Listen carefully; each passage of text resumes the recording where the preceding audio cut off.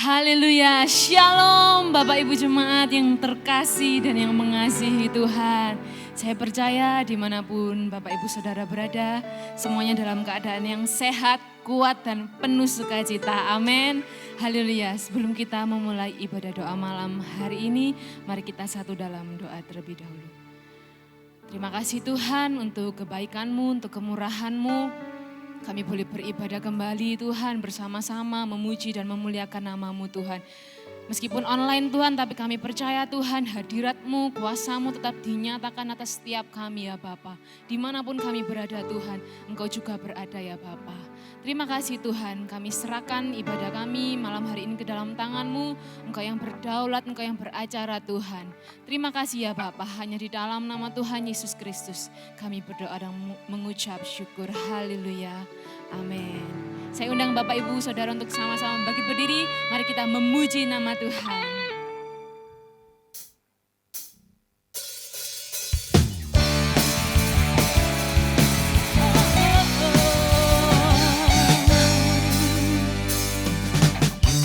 Hidup yang kupilih membuatku berarti.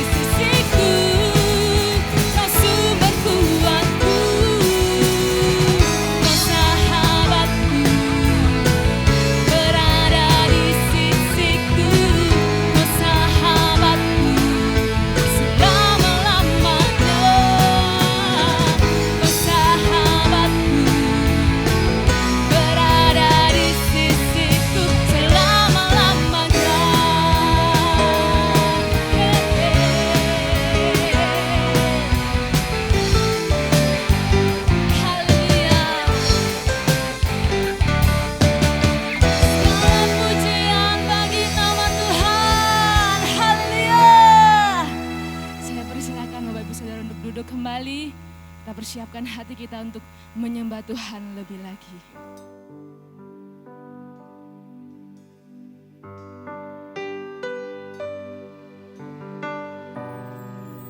Terima kasih Tuhan buat kesetiaan-Mu.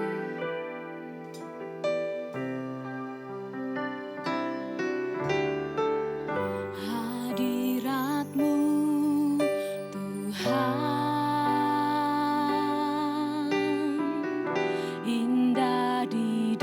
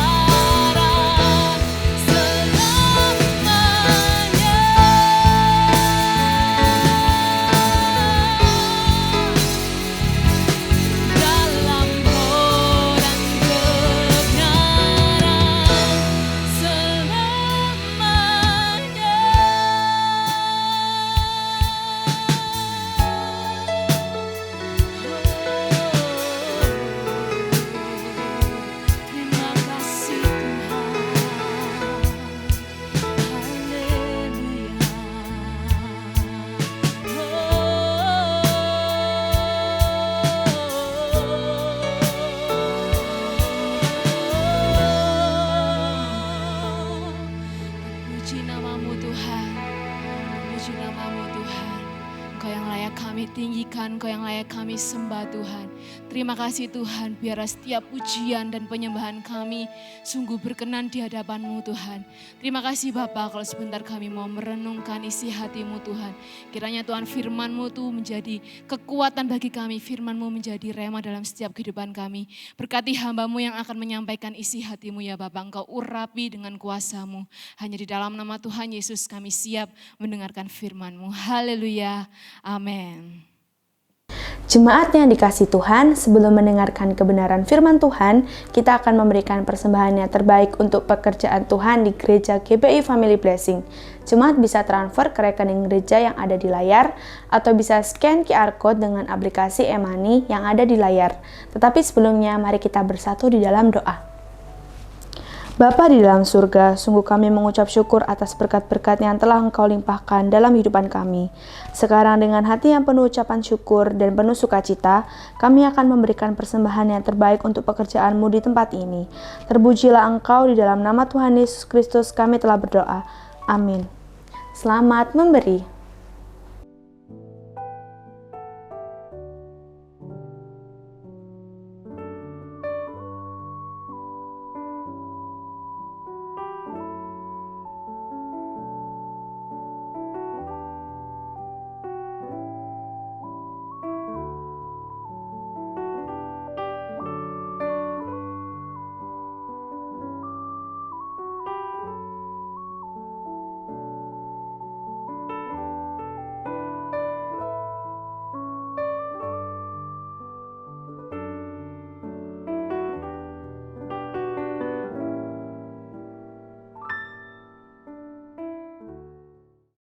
Shalom, saudara. Saat ini saya akan menyampaikan topik perenungan firman yang saya beri judul Tipu Daya Uang. Ya, karena saya tertarik menyampaikan judul ini karena tidak menutup mata bahwa di masa pandemi ini mulai tahun kemarin sesuatu hal yang diguncangkan ya di muka bumi ini itu adalah sektor keuangan. Semua mengalami goncangan ini. Karena itu kenapa hari ini saya tertarik untuk menyampaikan tipu daya uang. Nah, kenapa saya beri judul tipu daya? Karena salah satu ciri orang tertipu, dia tidak sadar dirinya ditipu. Ya, Bapak Ibu setuju dengan hal ini? Salah satu ciri orang tertipu, dia tidak sadar dirinya ditipu. Kalau dia sadar dirinya ditipu, maka dia tidak akan tertipu. Nah, hari ini saya akan tunjukkan. Ternyata ada prinsip-prinsip yang tanpa kita sadari, kita percaya itu prinsip yang benar, padahal itu salah. Nah, saya akan kupas semuanya. Nah, sebelumnya saya ingin menunjukkan sebuah fakta terlebih dahulu. Ya, saya merenungkan dalam kehidupan ini. Salah satu isu utama kehidupan itu adalah uang. Ya. Bahkan saya merenungkan prosentase terbanyak, ya, prosentase terbanyak pembicaraan manusia di muka bumi ini itu berbicara tentang uang. Ya. Bapak Ibu yang bekerja, ya, Bapak Ibu pagi bangun, Bapak Ibu bekerja minimal 8 jam. Kita sudah banyak berbicara tentang masalah uang. Belum lagi nanti pulang. Ya, bertemu dengan pasangan, ya, ada sebuah kebutuhan ekonomi dan sebagainya. Karena itu kenapa sampai satu titik saya merenungkan, betul. Kenapa isu utama dalam kehidupan ini salah satunya itu berbicara tentang uang? Karena memang prosentase pembicaraan terbanyak kehidupan kita itu berbicara tentang uang. Nah, artinya kalau kita tidak memiliki prinsip yang benar tentang uang, maka tentu saja hidup kita ini bisa menyimpang dari apa yang Tuhan inginkan. Nah, saya membayangkan uang itu seperti sebuah mic, Bapak Ibu. Ya. Kalau suara saya bagus, saya tambahkan mic, maka orang kan semakin diberkati oleh suara saya. Tapi kalau suara saya buruk, jangan sampai saya menyanyi menggunakan mic. Itu akan menunjukkan orang-orang kan semakin mendengarkan betapa tidak baiknya suara saya, bahkan mungkin mereka akan terganggu. Nah, uang itu seperti mic. uang itu sebetulnya salah satu alat untuk menunjukkan tentang kualitas karakter kita sebenarnya. Orang kalau memang hatinya itu baik, hatinya itu benar, ya, dia diberikan kelimpahan, maka dampak kehidupannya itu semakin mengerikan. Bukan berarti saya mengatakan ayo kita mengandalkan uang untuk menjadi berkat. Bukan. Tetapi tidak menutup mata. Semua plan-plan sosial, pelayanan misi, perbuatan-perbuatan baik. Itu kita tidak menutup mata, kadang-kadang sangat membutuhkan yang namanya sektor finansial atau keuangan. Saudara bisa ngelihat Bu Risma. Dahulu dia wali kota Surabaya yang sangat dicintai. Dan saat ini dia menjadi menteri sosial, tentu saja dana operasional itu jauh lebih banyak. Orang kalau hatinya baik, diberikan kelimpahan. Lihat hari-hari ini dampaknya Bu Risma lebih mengerikan, saudara. Ya, dibandingkan dulu dia di wali kota, mungkin dana operasionalnya lebih terbatas. Gitu. Tapi kalau orang sudah karakternya buruk, ditambah uang, itu tambah mengerikan. Orang berkekurangan, ya, tidak punya uang, ya apa perbuatan jahat yang mereka lakukan mungkin ya mencuri, merampok langsung terlihat. Tapi kalau orang hidupnya berkelimpahan, saudara, ya, orang yang cukup kaya, ya sangat kaya bahkan, di hatinya tidak baik, maka untuk melakukan sebuah perbuatan kejahatan, dia bisa melakukan melalui tangan orang lain dengan segala macam cara, jauh lebih mengerikan, jauh lebih memberikan alternatif cara-cara. Karena itu kenapa saya mengatakan uang itu seperti mic. Ya, uang itu untuk menunjukkan kualitas karakter saudara sebenarnya. Jadi percayalah bahwa sebenarnya Tuhan itu rindu memberkati kita. Tuhan itu rindu karena dia ingin hidup kita ini semakin maksimal jadi berkat. Tapi tentu saja semua itu harus dimulai dari hati kita dulu. Ya. Nah, saya menemukan dalam kehidupan ini ada dua tipu daya iblis. Ya. Ada dua tipu daya iblis yang dihembuskan melalui dunia ini. Dan saat ini hal tersebut banyak diyakini orang percaya. Ya. Saya menemukan ada dua tipu daya iblis ya, yang dihembuskan melalui dunia ini. Ya. Ini banyak disampaikan oleh motivator-motivator. Dan bahayanya hal ini banyak diyakini oleh orang Kristen. Nanti Bapak Ibu akan melihat prinsip-prinsip tipu daya ini kelihatannya benar. Tapi itu sebenarnya efek jangka panjangnya itu berbahaya. Ya, beberapa kali waktu saya menyampaikan prinsip ini, ada banyak orang mengatakan, Pak, itu kan masuk akal. Nah ini hebatnya iblis. Iblis itu kalau menyimpangkan kehidupan kita, dia tidak mungkin langsung hidup kita disimpangkan 180 derajat atau 90 derajat. Tidak. Iblis kalau menyimpan kehidupan kita, itu sedikit demi sedikit. Atau saya mengatakan seperti 0,1 derajat. Nah Bapak Ibu yang dahulu pernah belajar matematika, penyimpangan 0,1 derajat itu tidak terlihat. Ya Bapak Ibu setuju dengan hal ini? Di titik awal, 0,1 derajat itu tidak terlihat. Tapi kalau kita tarik garis terus, maka itu pasti akan semakin besar penyimpangannya, itu semakin jauh kita tarik. Nah sama, iblis itu kalau nyimpan hidup kita itu tidak mungkin memberikan kepada kita prinsip-prinsip yang langsung berlawanan. Apalagi kalau Bapak Ibu sudah pernah mengenal firman. Dia nyimpan sedikit demi sedikit 0,1 derajat itu tidak terlihat. Tapi kalau kita hidupi hal itu, itu efek jangka panjangnya berbahaya. Contoh. Misal Bapak Ibu seorang pelayan Tuhan. Ya. Ada seorang jemaat mau konseling. Iblis tidak mungkin mengatakan bahwa, tidak apa-apa, selingkuh itu tidak mungkin. Selingkuh itu tidak apa-apa, tidak mungkin. Iblis pasti akan memberikan tipuan, kau pelayan, dia jemaat. Tidak apa-apalah. Dia konseling, apalagi hanya chat WA. Tidak apa-apa, pertama chat WA, WhatsApp. Terus makin berkelanjutan. Terus minta ketemu, wah ya terus akhirnya enggak apa-apa lah gitu. Nah, seperti itulah cara kerja iblis. Karena itu kenapa saya akan tunjukkan beberapa prinsip ini ya.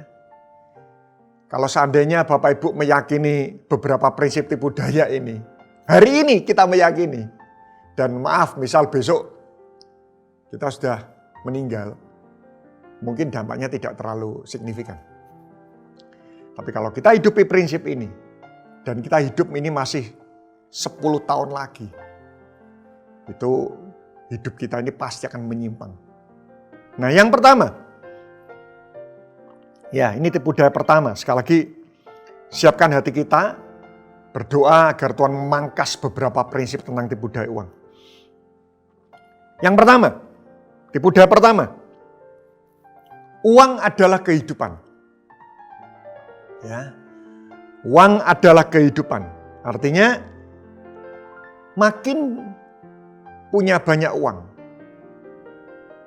hidupmu makin terjamin. Ini prinsip pertama. Kira-kira kalau kita boleh evaluasi, berapa banyak Bapak Ibu yang mungkin tidak dikatakan, tetapi di dalam hati kita sedikit meyakini bahwa makin punya banyak uang, hidup kita ini makin terjamin. Apalagi di masa pandemi ini Bapak Ibu. Kalau boleh kita jujur, mungkin secara lugas dan tegas kita tidak berani mengatakan hal itu. Wah, makin punya banyak uang, hidup makin terjamin. Tapi kadang-kadang tanpa disadari di dalam alam bawah sadar kita ada hal seperti itu. Karena itu kenapa ada banyak orang kecewa dengan Tuhan karena tidak diberkati. Dalam mereka memiliki Tuhan. Mereka mengatakan dengan mulutnya bahwa lebih dari emas, lebih dari permata, ya, kau berharga di hadapanku. Ya. Tapi kenapa waktu mereka tidak diberkati mereka kecewa? Ini sebenarnya bukti loh. Ini sebenarnya adalah potret loh. Kenapa khotbah-khotbah tentang diberkati, berkat itu banyak disukai orang? Hati-hati Bapak Ibu. Itu prinsip pertama, makin punya banyak uang, hidupmu makin terjamin. Mari kita lihat. Untuk Bapak Ibu semakin meyakini bahwa prinsip-prinsip yang saya sampaikan ini adalah salah, saya akan langsung counter dengan ayat yang 180 derajat itu bertolak belakang. Matius pasal 7 ayat 24. Setiap orang yang mendengar perkataanku ini dan melakukannya, ia sama dengan orang bijaksana yang mendirikan rumahnya di atas batu. Kemudian turunlah hujan, datang banjir, lalu angin melanda rumah itu. Tapi rumah itu tidak rubuh, perhatikan. Kenapa rumah itu tidak rubuh? Sebab didirikan di atas batu. Tetapi setiap orang yang mendengar perkataanku ini dan tidak melakukannya. Sama-sama mendengar, tapi yang satu melakukan, yang satu tidak melakukan. Ia sama dengan orang yang bodoh. Apa itu ciri orang bodoh? Ia mendirikan rumahnya di atas pasir. Kemudian turunlah hujan, datang banjir, lalu angin melanda rumah itu. Sehingga rubuhlah rumah itu dan hebatlah kerusakannya. Nah, Alkitab membagi orang Kristen itu menjadi dua. Kenapa saya mengatakan orang Kristen? Karena Bapak Ibu lihat bahwa dua-duanya itu sama-sama mendengar firman. Orang Kristen pertama, mereka mendengar, tapi selain mereka melakukan, tapi mereka juga membangun rumahnya di atas batu. Ciri orang bijaksana itu membangun rumah di atas batu. Rumah itu bicara tentang kehidupan. Tidak menutup mata, setiap orang itu setiap saat itu selalu berupaya membangun kehidupannya. Tapi orang bijaksana ini membangun rumahnya di atas batu. Batu itu berbicara hal-hal yang tidak tergoncangkan. Dan Alkitab mengatakan firman Tuhan itu menulis, orang yang membangun hidupnya di atas dasar yang tidak tergoncangkan, maka pada waktu datang angin, hujan, banjir, rumah itu tidak roboh. Batu itu bicara hal-hal yang tidak tergoncangkan. Jadi sebetulnya di masa pandemi ini, Ini adalah salah satu cara Tuhan untuk melihat kita ini membangun rumah kita di atas dasar apa. Dan hal-hal yang tidak tergoncangkan itu adalah firman. Ya. Bapak Ibu nanti lihat 1 Korintus 10 ayat 4. Ya, batu karang rohani itu adalah Kristus. Orang yang membangun hidupnya di atas firman, dia tidak mungkin tergoncangkan. Tapi jenis kedua itu adalah orang bodoh. Itu membangun hidupnya di atas pasir. Pasir itu berbicara segala sesuatu yang mudah tergoncangkan. Banyak dalam hidup ini pondasi-pondasi pasir dalam kehidupan kita. Ya, pondasi pasir contoh jabatan, koneksi, kecerdasan, uang, itu hal-hal yang mudah tergoncangkan. Apakah kepintaran bisa tergoncang? Bisa. Ya. Kita tiba-tiba kena stroke. Sudah hilang kepintarannya gitu ya. Jabatan bisa hilang? Oh sangat bisa. Jadi orang-orang menaruh dasar hidupnya di atas pasir mudah tergoncang. Jadi di masa pandemi ini kira-kira kehidupan Bapak Ibu roboh tidak? Sempat kecewa dengan Tuhan tidak? Sempat pahit dengan Tuhan tidak? Kalau kita mengalami kekecewaan, pahit, tawar hati di masa pandemi, itu sebetulnya itu adalah bukti bahwa hidup kita ini dibangun di atas dasar pasir. Dan salah satu pasir kehidupan yang paling disukai banyak orang, dijadikan pondasi, itu adalah uang, Bapak Ibu. Ya. Apakah uang ini mudah tergoncang? Oh iya. Apakah uang ini mudah berubah? Oh iya. Ya. Kursi itu mudah berubah. Jadi kalau hidup kita di atas uang, pasti mudah tergoncang. Makin punya banyak uang, hidup makin terjamin. Buktinya hari-hari ini ada orang-orang yang bisnismen yang cukup kuat keuangannya, tergoncang kok. Jadi sebetulnya saya mengatakan masa pandemi ini adalah masa terbaik untuk membuktikan apa pondasi kita. Saya percaya bahwa ya waktu kondisi nyaman tidak bisa terbukti pondasi kita apa. Jadi saya mengatakan masa pandemi itu seperti sebuah cermin yang menunjukkan kepada kita apa pondasi kehidupan kita. Jika dasar hidup uang mudah tergoncang. Fakta, di masa pandemi ini perceraian meningkat. Dan ternyata riset membuktikan di masa pandemi ini yang permintaan perceraian itu justru dari pihak istri, Bapak Ibu. Ya, perceraian meningkat. Karena semakin tingginya KDRT, kekerasan dalam rumah tangga, karena faktor perekonomian, keluarga yang dibangun dasarnya itu adalah uang, ya, itu tergoncang hari-hari ini. Ya. Kesehatan, ada yang mengatakan kesehatan butuh uang, saya setuju. Tapi saya meyakini kesehatan butuh Tuhan. Buktinya ada banyak orang kaya yang habiskan uangnya di rumah sakit kok. Saya percaya protokol kesehatan selain masker, jaga jarak, itu ya, cuci tangan bersih. Salah satu protokol kesehatan di masa pandemi ini adalah perlindungan Tuhan. Bukan berarti akhirnya kita kemana-mana mengandalkan perlindungan Tuhan terus kita tidak menggunakan masker. Oh tidak, saudara. Kita menggunakan hal itu semuanya sebagai bentuk tanggung jawab kita terhadap anugerah perlindungan yang Tuhan berikan. Tapi tidak menutup mata. Ya, ada banyak orang yang betul menjaga diri, sakit juga. Tapi ada orang yang dia sakit-sakit. Kesehatan itu butuh Tuhan. Ya. Bahkan di masa pandemi ini, saya melihat gereja Tuhan dimurnikan. Kalau gereja membangun dasar gerejanya itu dari uang, atau gereja ada banyak hamba Tuhan yang membangun gereja motivasinya uang. Saya percaya gereja itu dasarnya itu mutlak harus Tuhan. Karena itu kenapa di masa pandemi ini Tuhan memurnikan gereja. Gereja yang memiliki dasar yang salah itu tidak akan bertahan. Saya percaya gereja yang benar tidak mungkin bangkrut di masa sulit. Saya percaya. Orang berdosa saja dia bisa dipelihara Tuhan. Apalagi gereja Tuhan yang benar. Ya, buktinya banyak gereja kaya tapi berujung pada kehancuran. Ya. Saya berikan analogi gini kira. Agar kita pintar kita butuh nutrisi. Bapak Ibu setuju dengan hal ini? Tapi nutrisi tidak bisa menjamin kita jadi orang pintar. Dalam hidup ini kita ini butuh uang. Tapi uang itu tidak bisa menjamin kehidupan kita. Yang pertama, sekali lagi tipu daya pertama. Makin punya banyak uang, hidupmu makin terjamin. Ayo Bapak Ibu, ayo tanggalkan. Sudah. Di masa pandemi ini adalah ujian ketulusan hati kita. Bersyukurlah jika kita yang mengikut Tuhan, kita juga sempat mengalami goncangan. Kadang-kadang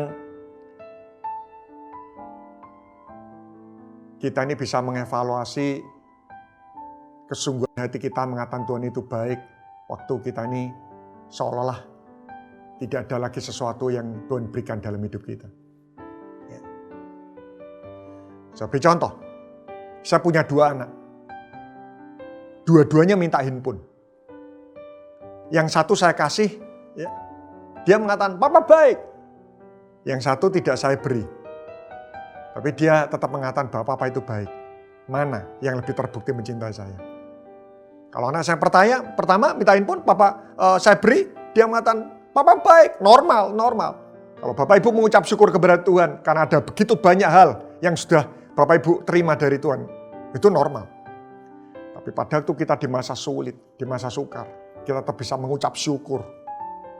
Anda mungkin sakit, Anda belum sembuh, keuangan di masa-masa kritis, tapi Bapak Ibu tetap mengatakan Tuhan itu baik.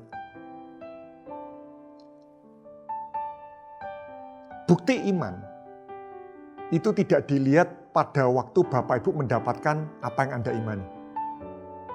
Tapi iman yang kuat itu terbukti pada waktu Bapak Ibu tidak mendapatkan apa yang Anda imani, tapi Anda tetap mengatakan Tuhan itu baik.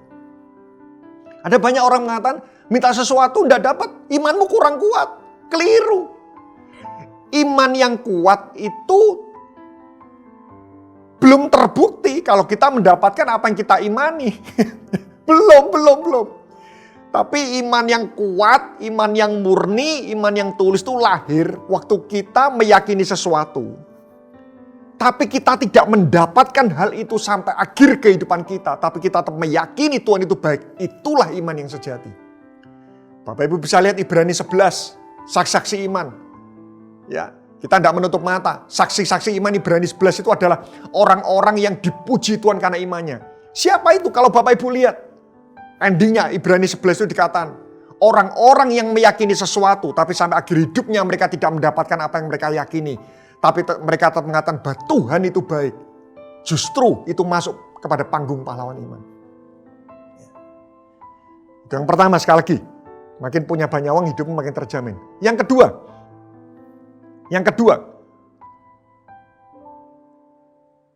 carilah uang. Iya.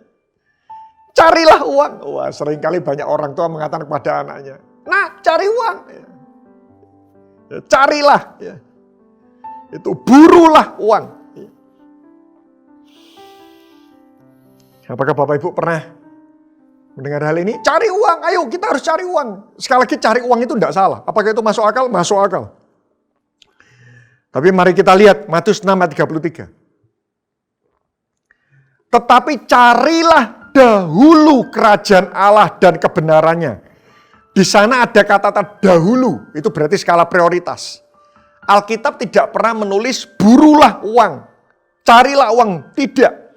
Carilah dahulu kerajaan Allah dan kebenarannya, maka semua akan ditambahkan kepadamu. Ya. Buat Bapak Ibu yang memiliki anak, sangat berbahaya jika kita mengajarkan kepada anak kita untuk mencari uang, tapi kita tidak mengajarkan kepada anak kita untuk mencari Tuhan. Mengajarkan kepada anak, cari uang tapi tidak mencari Tuhan. Itu seperti kita menyuruh anak memegang pisau tanpa gagang.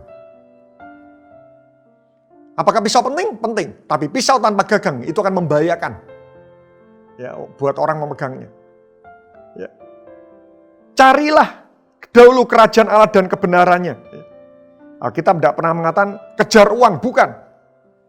Menyuruh orang mengejar uang tanpa mengejar Tuhan, itu mengerikan. Mari kita lihat ayat terakhir. Saya percaya ini akan membuat Bapak Ibu yang semakin mencintai, mengejar prinsip kerajaan Allah. Amsal pasal 3:13. Berbahagialah orang yang mendapat hikmat, orang yang memperoleh kepandaian. Berbahagialah orang yang mendapat hikmat. Hikmat itu adalah pikiran Tuhan, Bapak Ibu. Ya. Saya ingin bertanya dulu kepada Bapak Ibu, silakan Bapak Ibu jawab di dalam hati. Menurut Bapak Ibu, dari seluruh tubuh kita, apa organ yang paling penting? 5 detik, silakan Anda jawab. Dari seluruh tubuh kita, apa organ yang paling penting? Ada banyak orang mengatakan jantung. Ya, tapi buat saya organ yang paling penting itu adalah otak. Kalau jantung saya tidak berfungsi, saya meninggal. Sudah selesai, tidak ada tanggungan. Tapi kalau jantung saya berfungsi, otak saya tidak berfungsi. Saya sehat, tapi otak saya tidak sehat. Wah, itu penderitaan. Buat saya, otak itu sangat penting. Bahkan otak itu menggerakkan ya seluruh tubuh kita, aliran darah semuanya. Dan hasil dari otak itu adalah pikiran. Semua yang Bapak Ibu lihat di dunia saat ini, betapa hebatnya itu ya, gadget ya, bangunan mewah semuanya.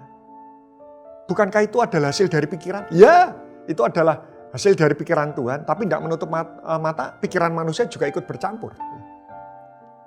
Jadi semua yang kita pakai, yang kita kagumi ini ya, itu mobil yang hebat, itu kan hasil dari pikiran. Saudara bisa bayangkan hasil dari pikiran manusia saja, itu sangat hebat. Apalagi kalau saudara mendapatkan pikirannya Tuhan. Hikmat itu pikiran Tuhan. Loh, kalau pikiran manusia aja kita sangat kagum-kagum terhadap briliannya dia. Wah, apalagi pikiran Tuhan.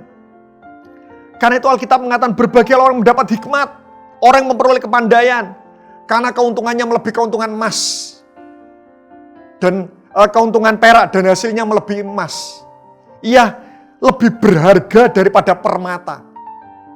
Emas, perak, permata ini kan olahnya kan hasil pikiran manusia. Loh, kok mengagumi hasil dari pikiran? Ya kagumi pikirannya dong. Ia lebih berharga daripada permata, apapun yang kau inginkan tidak dapat menyamainya. Perhatikan, ini hasil dari hikmat, ayat 16. Umur panjang ada di tangan kiri, di tangan kanannya. Di tangan kirinya ada kekayaan dan kehormatan. Perhatian 3 ini. Umur panjang, kekayaan, kehormatan. Bukankah kunci kebahagiaan itu adalah keseimbangan 3 hal ini, Bapak Ibu? Umur panjang, kaya, dihormati. Itu adalah kunci kebahagiaan.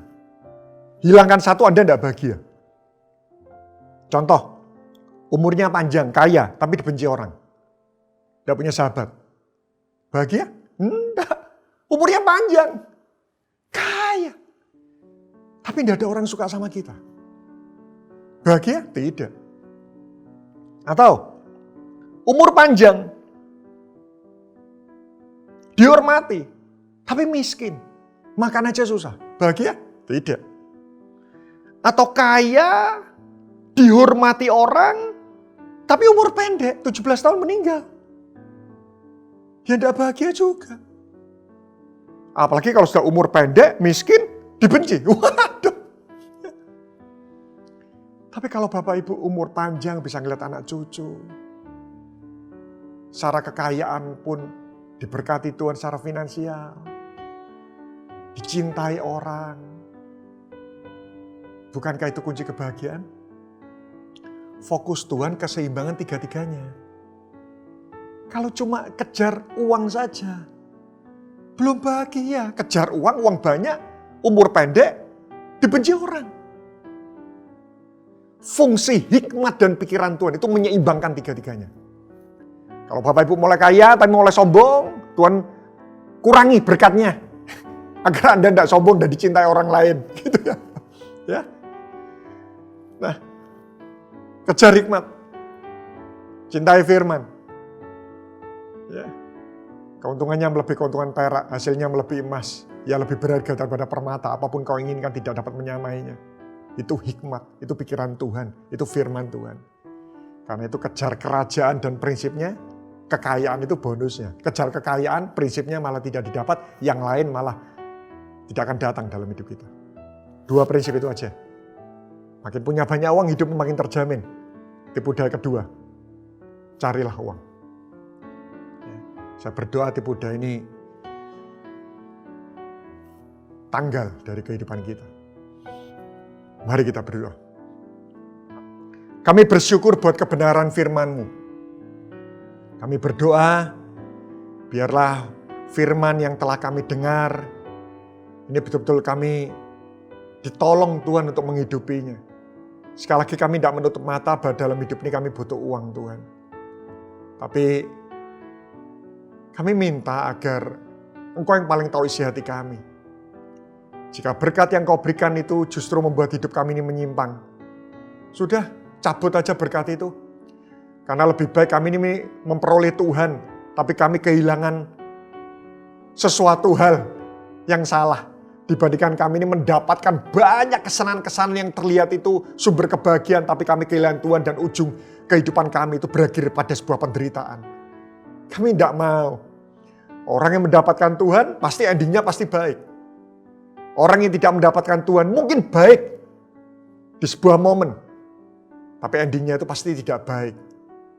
Karena itu sungguh-sungguh Tuhan terus pegang tangan kami.